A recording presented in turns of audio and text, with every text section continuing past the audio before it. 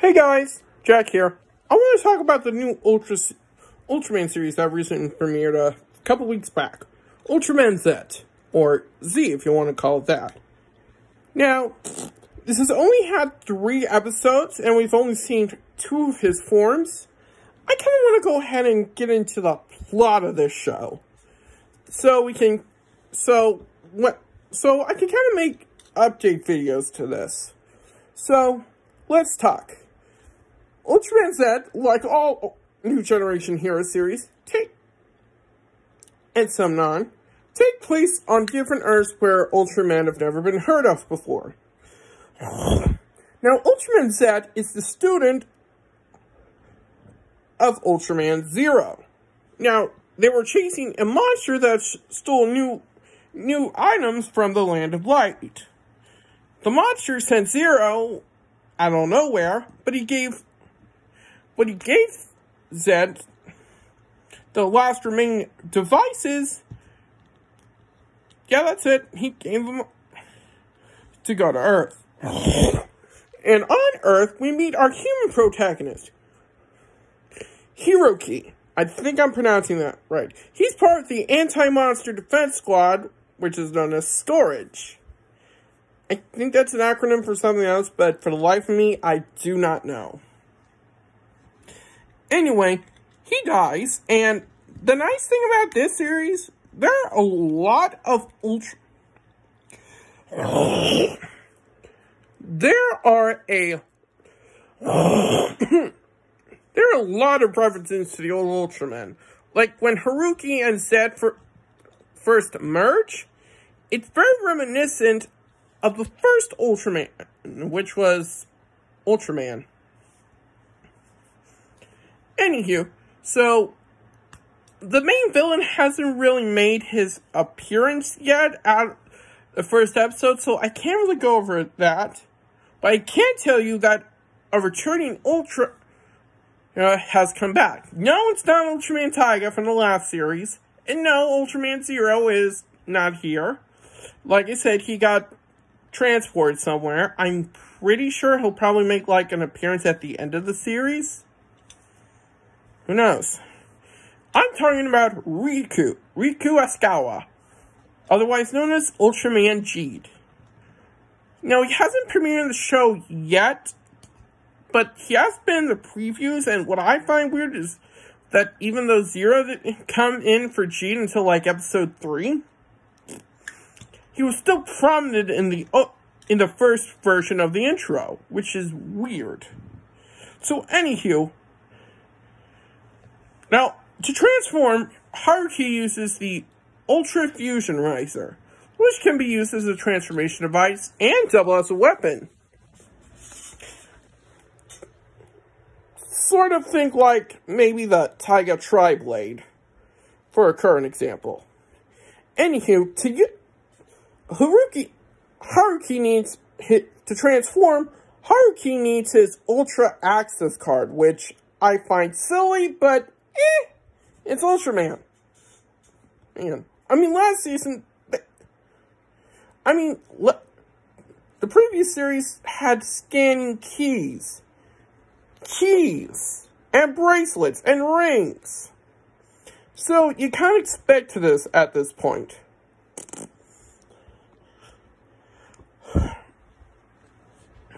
Now, they haven't used this type of transformation, but by just sliding the blade over, Zed can revert to his original form. I believe that's going to come into play later, but I'm going to hold off on that for a while. Now, for most transformations, Haruki would use Ultra Metals. For Zed's first form, he uses 0, 7, and Leo. And he adds a cute little acronym. He adds Shisho, which means either teacher or master in Japanese, because I'm pretty sure sensei means master in Japanese. Anyway, he puts in by saying 0 Shisho, 7 Shisho, Shisho! And then he scans them. Then Zet would appear behind him as an original form. He would ask, "Please chant my name, Ultraman Z!" And Haruki has this weird thing about saying "us," which for the sub for the Super Raya channel on YouTube means K. Yeah, he has a weird habit. So then he would thrust the riser into the sky and yell out, "Ultraman Z!" and then press the trigger. And that would fuse and gives ways to Z's first form, Alpha Edge. Now, just like previous Orb and Jeed, these have a theme. For Alpha Edge, it's a trinity of masters. 7 trained Leo, who then trained 0, and then trained Z. Now, I don't know now, I'll go over his main attack because that can be used in all his forms. But his most notable one is what I like to call the Slugger Nunchaku. Or Nunchuck if you call him that. The Slugger Nunchaku are 2 energy sluggers that he's inherited from the power of 0 and connect by a bowl of energy that, well, allows him to use Nunchaku. Next, we get into Beta Smash. Now, just like with saying Shisho for the metals needed to form Alpha Edge, Haruki says Nissan after the Ultra's name. Nissan meaning big brother in Japan, but for the subs, it just means brother. Now, for this form, Haruki uses the Ultraman medal, the Ace medal, and the Taro medal. And he says, Ultraman Nissan. I think they haven't covered that. Meh. Ace Nissan. Taro Nissan. And then the same thing happens again. Now, this is Beta Smash. And this is more of a wrestler fighting style, because he uses wrestling move, because you can tell because his face, it has this red has this big red marking on it. It's kind of like a wrestler's mask. Anywho, this one does have a secondary finisher, known as the Zetsuum Upper. Basically, he gathers energy in his, I think his left fist, it could be his right depending on perspective, and he punches his enemy up into the air. Next is Gamma Future. Now, they haven't done the transformation call yet, but this one uses, oh, I forgot to mention the compatibility between Beta Smash's medals.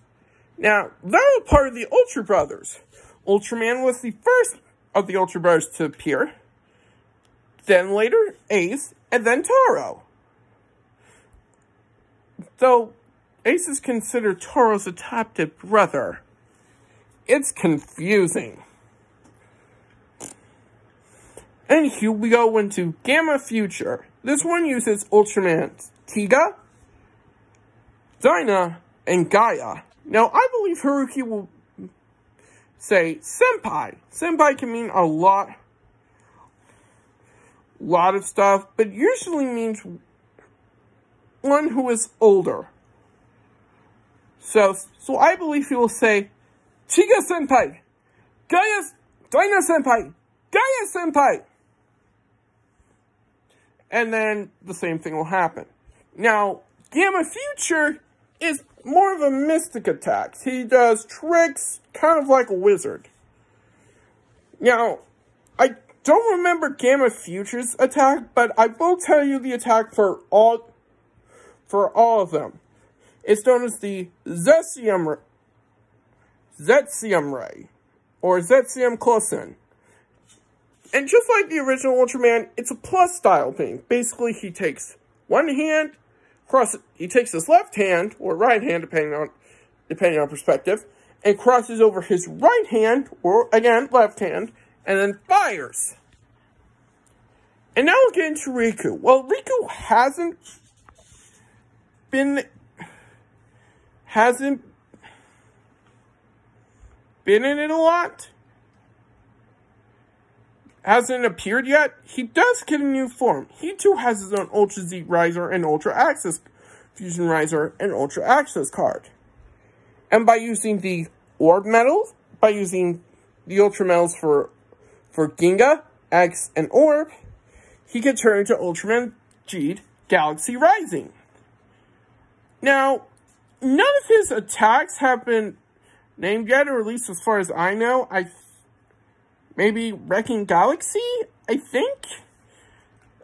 Anywho, for this fusion, it's basically the Ultras who became before Jeed, Ginga, X, and Orb. So far, that's Ultraman Z So Far. I could go into the other robots, but I'm just here to talk about the Ultras. So, when more info comes out, maybe like when Riku gets introduced, I may make a continuation on this video. Sorry if it was so short, but the series literally premiered like 3 weeks ago. So, that was my mini catch-up review of Ultraman Z. What do you guys think? Do you guys want me to make another video continuing this? Want me to talk about the episodes? I warn you, I can only find synopsises so far, so I may not get everything down. But let me know in the comments down below. And please subscribe to my channel. I don't update often, but when I do, hit that little bell icon and you'll get all the latest information. Well, that's all for now. This is Jack Killer saying, Ultraman Z! And see ya.